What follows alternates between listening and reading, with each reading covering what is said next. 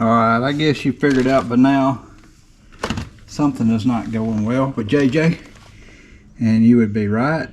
So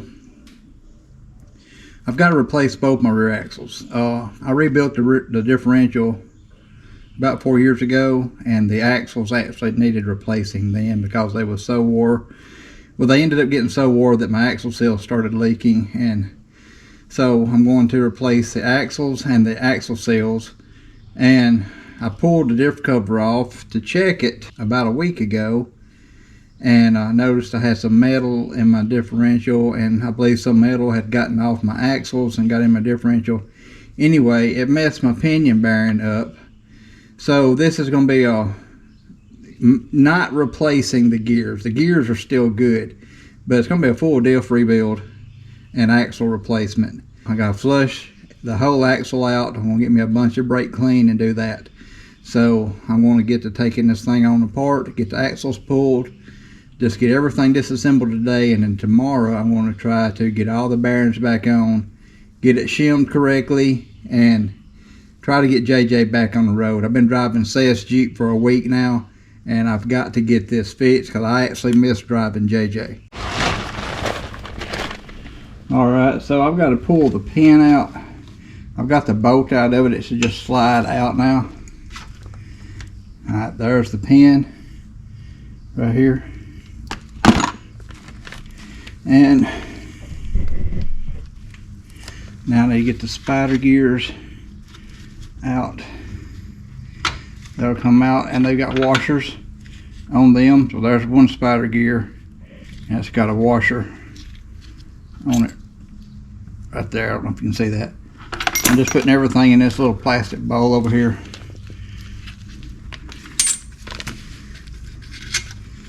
There's one C-clip.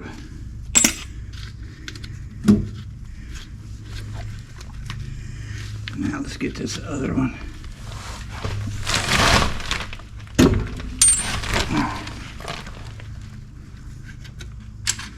And there's the other C-clip. And now I'm ready to pull the axles. It's that simple.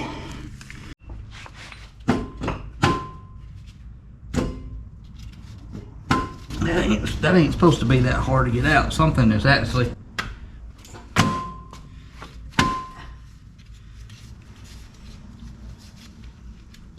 something's definitely wrong with that axle.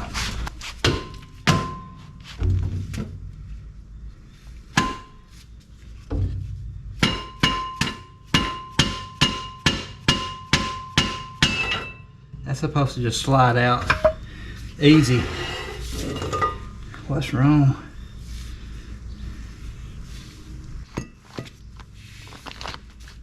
So if you can see right here, see that big wide groove? That groove is deep. It's not supposed to be there. It's supposed to be as high built up as that right there.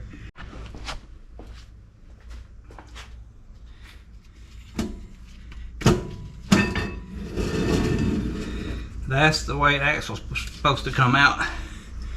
And you can tell on this one, it's worn the same way. I mean, it's incredible. A lot of wear.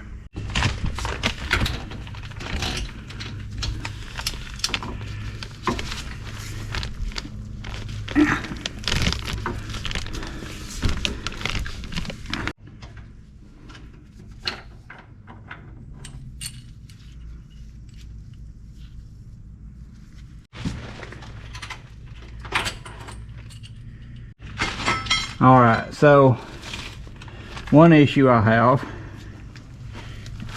and I did it myself, is I've got too much side load on these bearings. I can't just easily get this thing out. It is tight. So when I go back with it, I'm not going to put as much side load in it as I had before.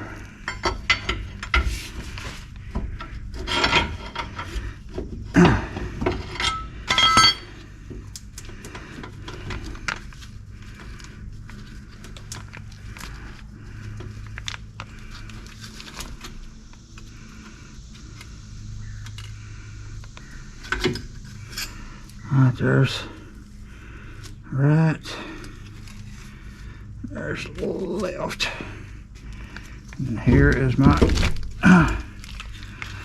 carrier.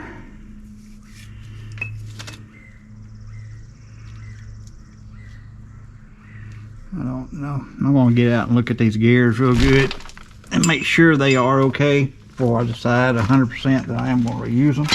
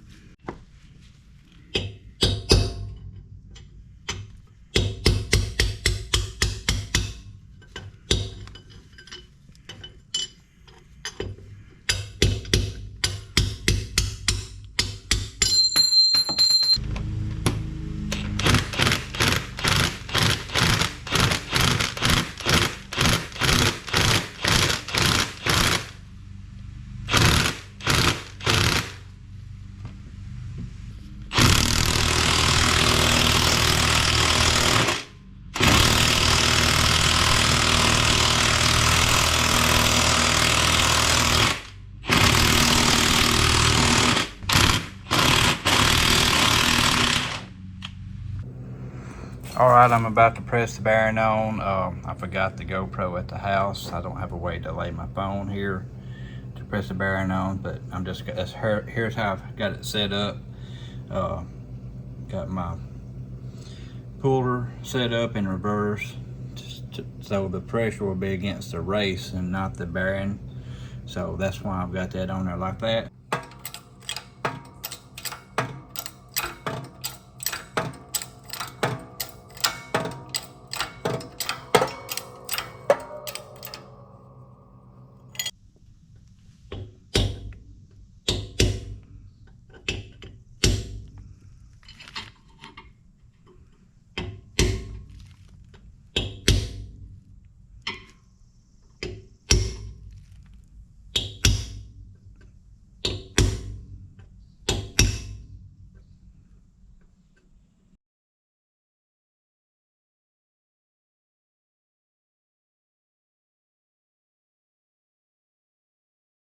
All right, time to come off with the old gear.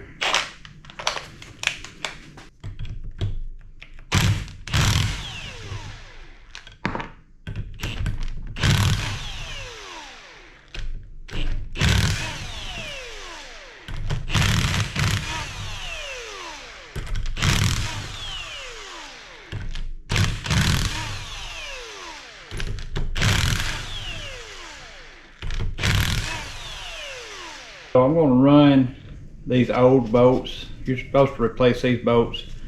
I'll run them down in the gear about 3 or 4 threads, and I'm going to bump them on top with a hammer to break this old gear loose.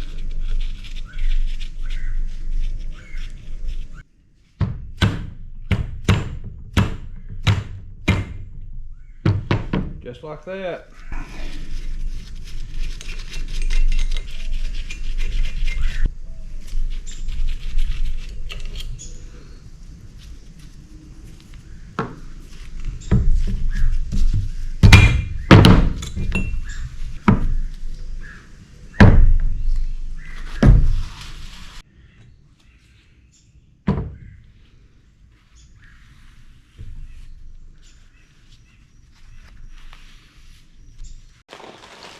I sprayed all my bolt holes out on the gear side with brake clean, got them good and oil free. I'm going to do something here That's not what you're supposed to do. It's what I'm going to do.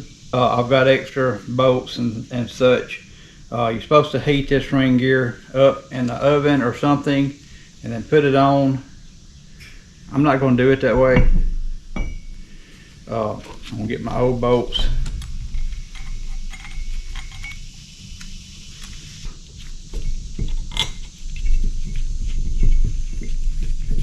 I cleaned my old bolt threads so that they wouldn't have any oil residue on them.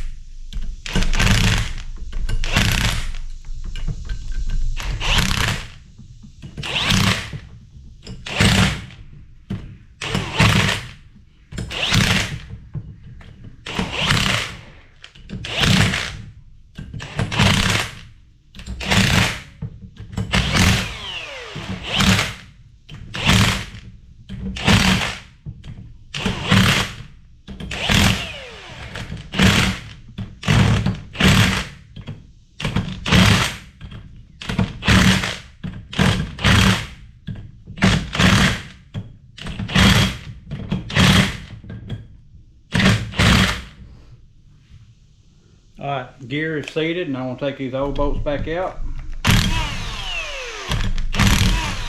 Gear is on.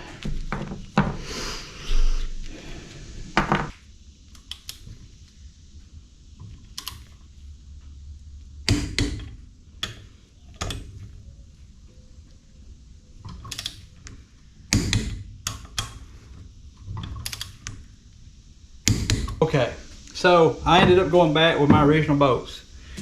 These other ones, when I was tightening them down, it was doing that to my lock washer. It was spreading it apart. It just wasn't working out. Taking a chance, going back with my original bolts. You're not supposed to. They torqued fine. They didn't look stretched. I'm good with it. Now I got to pull the pinion back out and pull the bearing off of that. That is my good bearing. I can't ruin that bearing.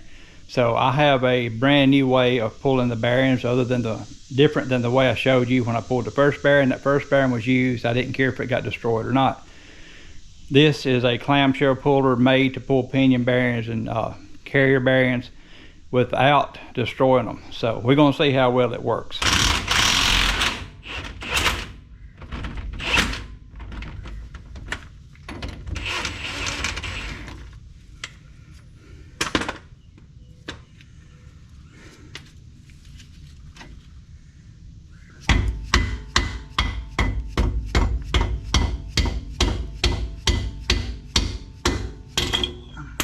Well, that's nice. So here I have a clamshell puller. This was the last piece I've been waiting on the longest. It took a little while to get in. I don't know why, but I got it on Amazon and I've seen several people use this one and it seems to work very well, and I'm going to try it today. The first thing you do, you'll notice that these holes on this side are larger than they are on this side. I already know that the small side is the one that goes on this, but what you'll do, I'm going to do it wrong to start with. Alright, in order to do this, you got to have the race on or you will destroy your bearing. And I need to save this bearing, of course. But the way you check what size of these you need, you'll put it over and you can see it right there. It came up clear off of it. This other one is going to be too small.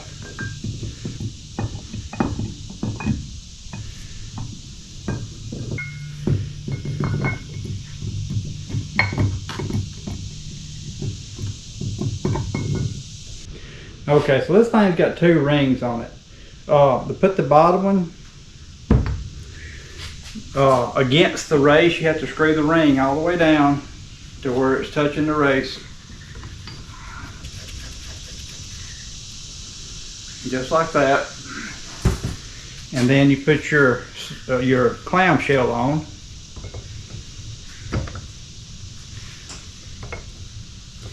Okay, this top one needs to go down.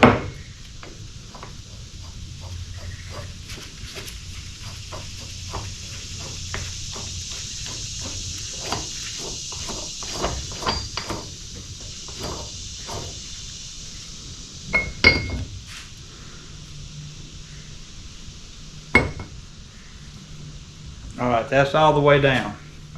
And once you get that all the way down, you will start tightening the top one back up until it hits the top of the clamshell. See how this is sloped right here?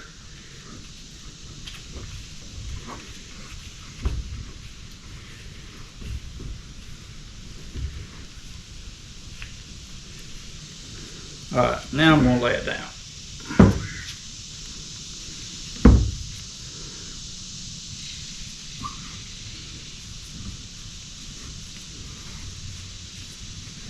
Making sure both of these washers, I'm wanting the bottom one pushing against the race and the top one pushing against the top. All right, so I went back with the yellow one. I just believe it's a better fit. It just looks like it's where it's supposed to be at. And now I'm going to make sure these are tight. Pushing down on that race and pushing up on the top of the clamshell. I'm going to put the second one on. That looks good. And then you have this collar you also put on. And you will get this finger tight.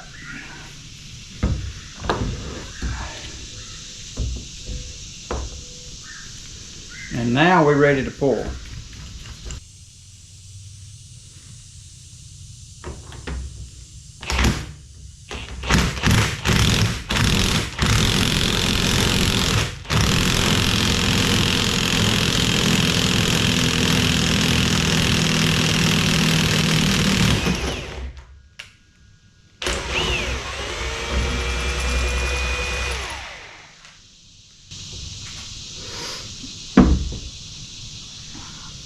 Let's check that bearing out now.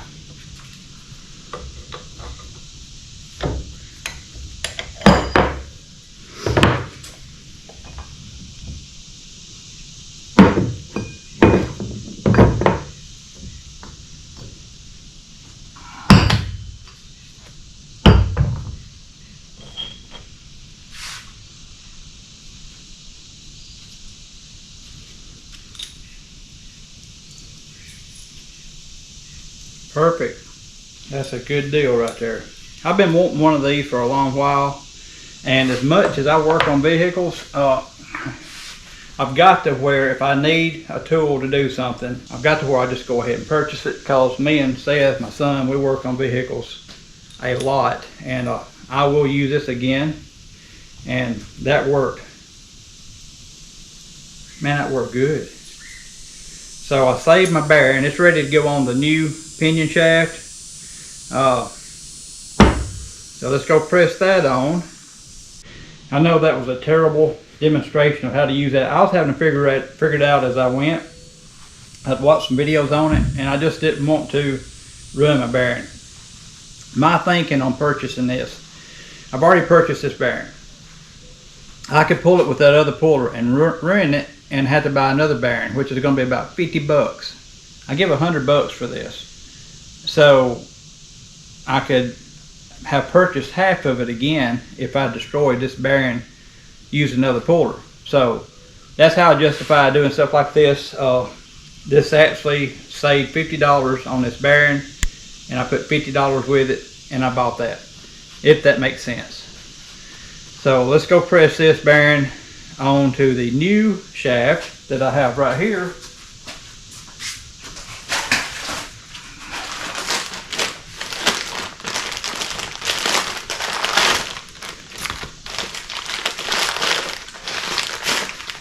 And then we'll be ready to start putting some of this thing back together. Alright, I'm back from the shop, and I just pressed the bearing on. I didn't show that because you've already seen it one time. This video I did the same exact thing again. So now I'm ready to put the race back in the differential. And that leads me to the next set of tools I bought. I have shims. These shims go in behind the bearing race inside the differential housing. And you saw how I installed the race earlier with the little brass rod, and I was tapping it in, going around the sides. I've done that far too many times in my differential builds, and now I have actually race and bearing drivers I got these on Amazon. If you want any of these things I'm showing, the link will be down in the description.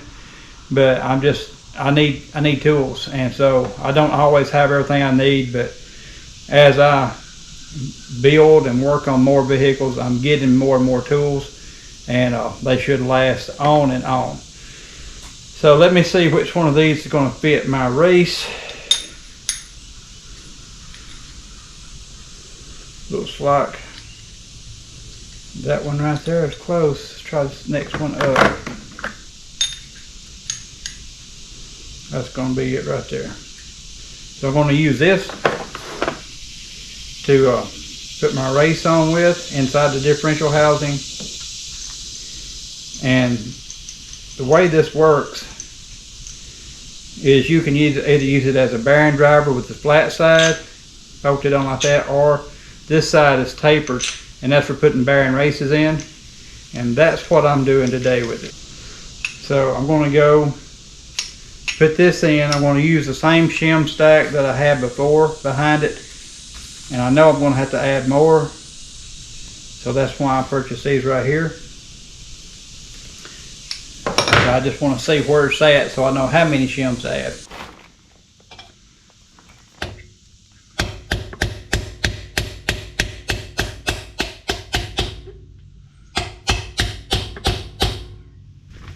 Well, that's a lot easier.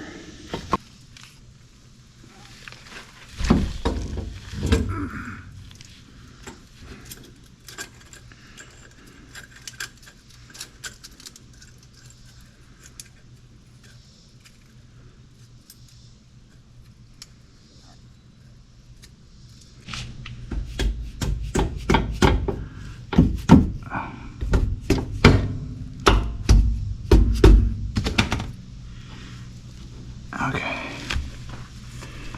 All right. I don't have any backlash, so that means I've got to take a shim off this side and put it on this side over here to move the gear this way.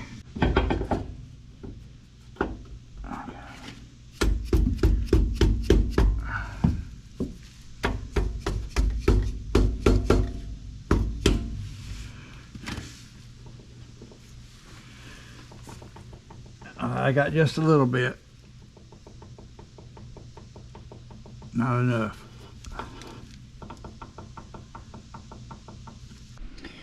Alright, right here is the paint pattern I have so far.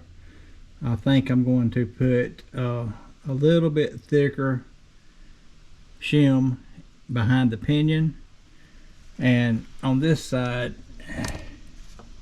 it's actually looking really good, but I'm going to bring the pinion in ever so slightly, which will bring this mark back towards the center just a little bit, and that's what I'm looking for.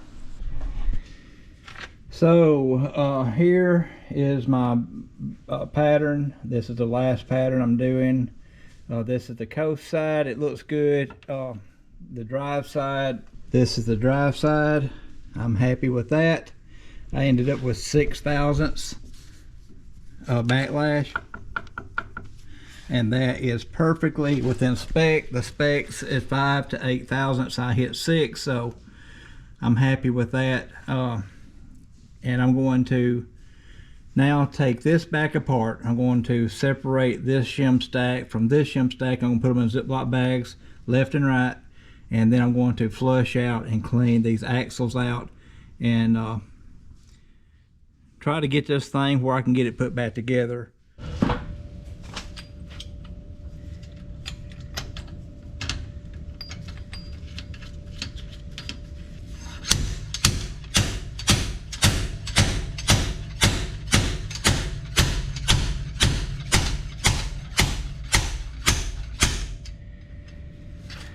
I rented this tool right here and this tool right here from AutoZone. I'm debating about getting my own.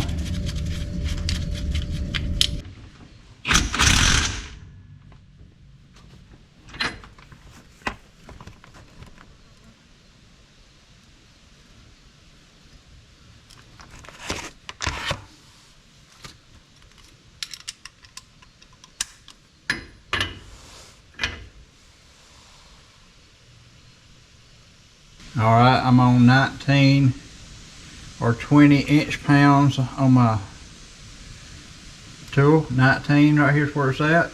I'm gonna leave it at that. So that means I'm got 19 inch-pounds of preload on my pinion gear.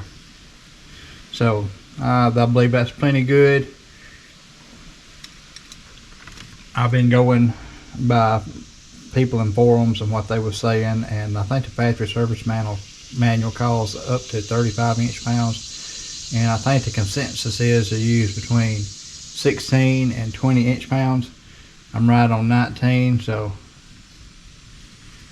and it feels good and smooth and good and stiff, so I'm going to leave that right there.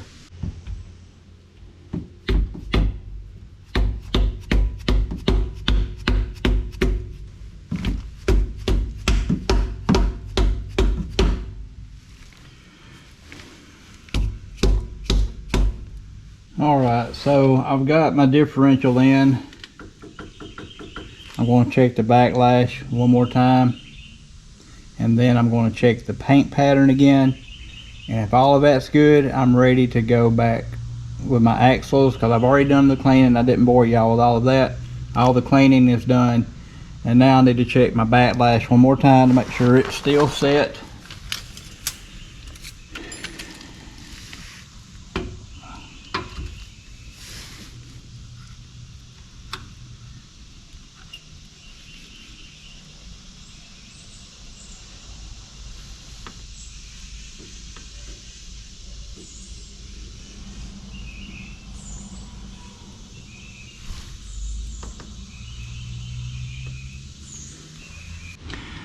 So if you want you a budget solution to this expensive yellow paint, you can go to Walmart and get you some diaper rash ointment. That's what I've been using, and it does a great job. I'm going to use this yellow now just because I've got it, and do my last pattern with it. I'm going to paint about 3 teeth, front and back.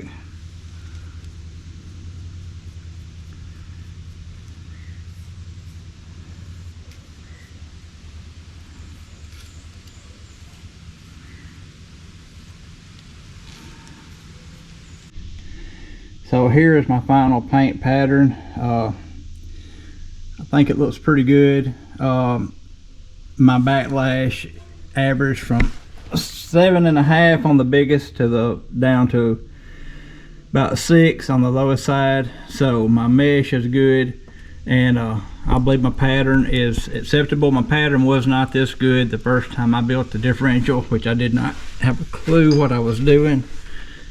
And I'm going to look at the coast side, and there's the coast side. That pattern to me looks good as well, and we're going to fly with that. I'm going to go back together with it now, and I'll come back and I'll start putting axles in.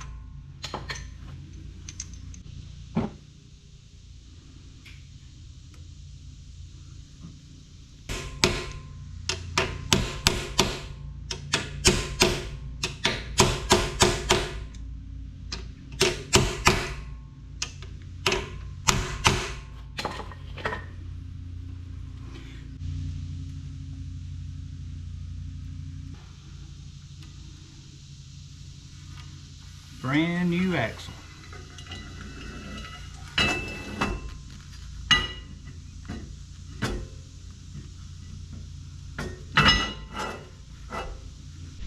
Alright, I got my spider gears back in. I didn't film that. That's Pretty simple to do. There's plenty of videos on YouTube about that. Got my axles in, got everything put back together. I'm ready to go back on with the diff cover. I ended up checking my backlash one more time. It is still like it's supposed to be. A note on the 97 model TJ. This is a one-off year. This is a Dana 35. Very common in a Jeep TJ. You can get a Dana 44 in it, which is stronger, but from 97 to 2006, they also put Dana 35s in it. This Dana 35 in the 1997 Jeep TJ says to torque these bolts right here to 80 foot-pounds. That is a 7/16-14 bolt. A grade 8 bolt, and that is supposed to torque up to 65 foot-pounds. So I ended up breaking one. These are all 4 new bolts I put in here. I ended up breaking one because the last time I built this differential, I did it 80 foot-pounds as well.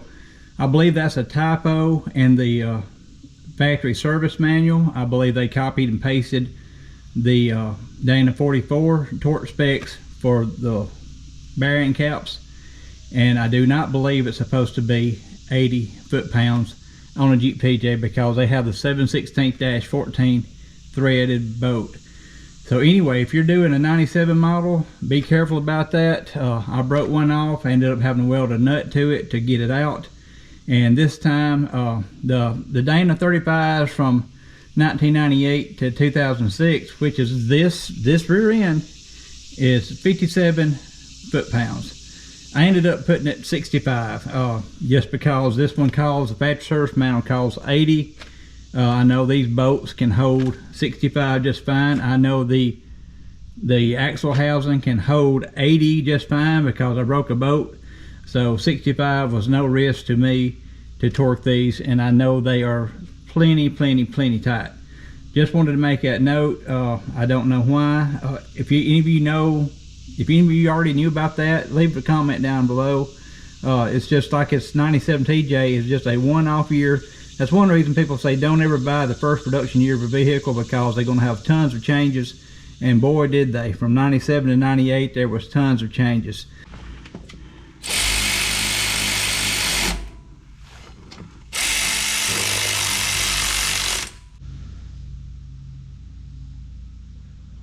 This is my second quart.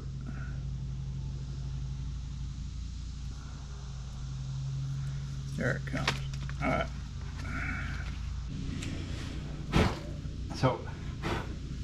So I have some new brake pads and stuff for back here, brake shoes, and I'm not putting them on today. I'm going to test this out. These still work fine, but I'll put those on in another video. Some people don't know how to put on brake shoes. I do, so I'll show y'all a video on that at some point in time. Don't know when that will be.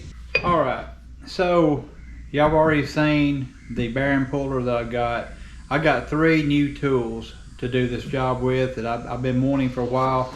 The second set of tools I got that's new to me is I got these right here. This is the bearing drivers and the race drivers and the seal drivers. Very universal, and I used them quite a bit, and I really like them. So glad I got those. And then for doing the pinion preload, this right here is a must, and I purchased all of these right here on Amazon. I'll try to leave a link down in the description below, and I'll try to pin it in the top comment. This is a must in order to do the correct pinion preload. Guys, if you want to check out these tools, you can. Clicking on those links is a great way to support my channel. It helps me fund future products, and it does not cost you anything extra if you make a purchase through my links. You don't even have to purchase the product that I have linked. As long as you go to Amazon through my link and then make a qualifying purchase, I will get a small commission, and it costs you nothing more.